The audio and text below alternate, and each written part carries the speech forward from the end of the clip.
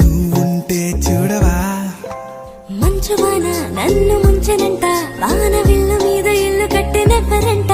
ఈ లోకమంతా నిన్ను చూసనంట ఏ దిష్టి నిన్ను తాకకుండా ఇంటిలోన దాచుకుంటా రంగు రంగు